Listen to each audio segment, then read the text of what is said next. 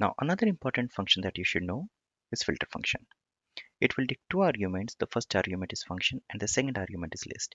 And just like map function, each element of this list would be provided to this function and the output will be calculated. However, there is one more check here. So in case of filter function, there is always a condition that has to be met.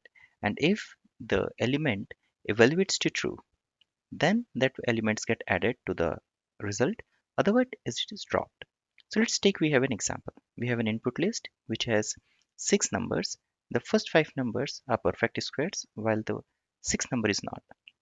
The condition we are giving is, first we are defining lambda, accepting an input, and then the expression is calculate the square root of that argument and then check whether it is integer or not.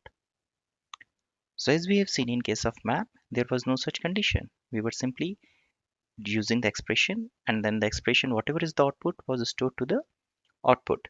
But in this case, we will first check whether that particular evaluation is true. If it is true, then that particular element gets added to output list, otherwise it is dropped. So let's run this and see the output ourselves.